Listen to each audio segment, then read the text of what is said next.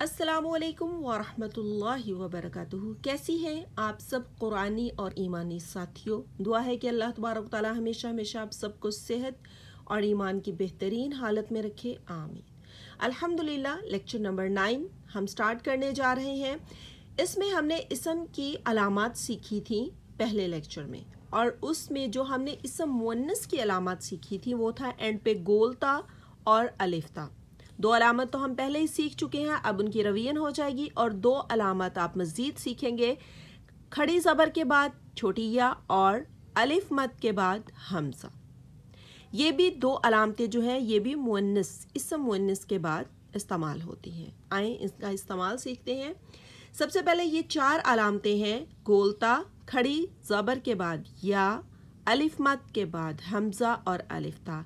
ये क्या है, इसम के आखिर में आती हैं और वो इसम कौन सा होता है, मुअन्नस।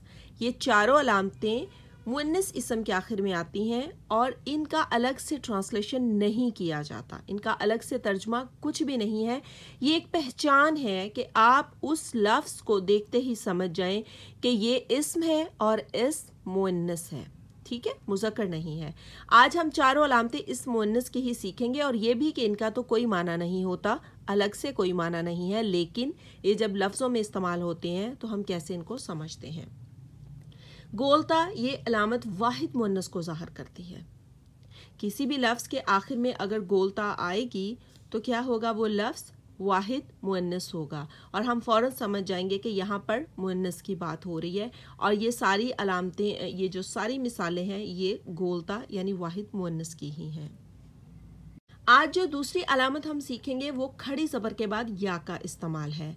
इसम के आखिर में या और उससे पहले हर्फ पर खड़ी ज़बर हो तो वो भी वाहिद मुअन्नस की अलामत है। ये वाली जो या है हम पढ़ते नहीं हैं, ये सिर्फ लिखा होता है, ठीक है, लेकिन ये जो अपना माना देगी वो मुअन्नस में देगी और हम समझ जाएंगे कि ये जो लफ्ज़ है ये भी इसम है और इसका ट्रांसलेशन भी हम मुअन्नस में करेंगे।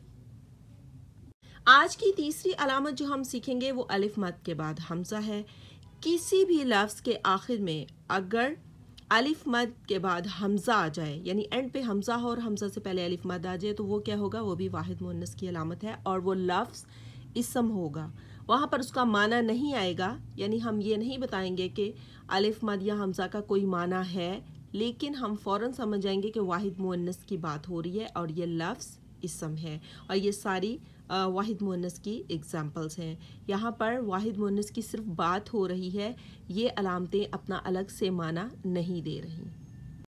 हमने जो पहली तीन अलामतें सीखी वो वाहिद मुअन्नस के लिए इस्तेमाल होती थी, लेकिन अलिफ था, ये हमारी अगली अलामत है, ये जमा मुअन्नस को ज़ाहिर करती है और इसका ट्रांसलेशन भी किया जाता है सब। कभी कभी कुरान पाक में अलिफ ता में अलिफ की बजाय खड़ी ज़बर भी आ जाता है, इसलिए परेशान होने की ज़रूरत नहीं है। वो भी अलिफ ता की ही मिसाल होगी और वो भी जमा मुअन्नस को ज़ाहिर करेगी और सबका माना देगी। यहाँ पर आपको सारी एग्जाम्पल्स में नज़र आ रहा है, यहाँ पर अलिफ ता है लेकिन यहाँ पर खड़ी ज़बर और ता है, लेकिन माना इसका सब ही है और इस्तेमाल इसका जमा मुअन्नस के लिए ही है। जैसे कि हमने आज के लेक्चर में सीखा, गोलता और अलिफ मद के बाद हमज़ा ये जो हैं ये मुअन्नस की अलामतें हैं, लेकिन वही बात कि हम इंसानी ज़हन की तख्लीक करदा ग्रामर से क़राम अलही को सीखने की कोशिश कर रहे हैं, जो कि 90% तो बिल्कुल वैसा ही होगा, लेकिन 10% आपने अपने माइंड में मार्जिन रखना है कि ये चेंज भी हो सकता है। जैसे कि इन अल्फाज में आप देखेंगे कि गोलता हमने पढ़ी थी वाहिद मुअन्नस के लिए, ठीक है, लेकिन कभी कभी क्या होता है ये मुज़क्कर इसम या जमा के आखिर में भी आ जाती है। तो कुछ चीज़ें फिर हमें याद रखनी पड़ेंगी, जिनकी ये एग्जाम्पल्स आपके सामने हैं। इन एग्जाम्पल्स में जो गोलता है ये वाहिद मुअन्नस के लिए इस्तेमाल नहीं हुई, जमा के लिए हुई है या मुज़क्कर इसम के लिए हुई है। और इसी तरह से अलिफ मद और हमज़ा अगर किसी लफ्ज़ के आखिर में आ जाए तो वो वाहिद मुअन्नस के लिए इस्तेमाल नहीं हो रहे, बल्कि वो जमा के लिए इस्तेमाल हो रहे हैं। लेकिन आम तौर पे हम इन अगर अल्फाज को पढ़ेंगे तो हमें समझ आ जाएगी, हम पहचान भी जाते हैं। कहीं कहीं नहीं भी पता चलता तो उसको हम याद भी रख सकते हैं, लेकिन 90% ये रूल्स अप्लाई होंगे। 10% का आपने मार्जिन ज़हन में रखना है कि कहीं भी किसी भी तरह से कलाम अलही में इसके टोटल ऑपोजिट हो सकता है। अल्लाह तबारक व तआला आप सबके लिए बहुत आसानियाँ पैदा करे, आप सबके इल्म, वक्त, अमल और फ़हम में बहुत ज़्यादा बरकत अता फरमाए। इसी मोहब्बत और इस्तकामत के साथ कुरान पाक सीखते रहें, कुरान पाक से जुड़े रहें, आमीन।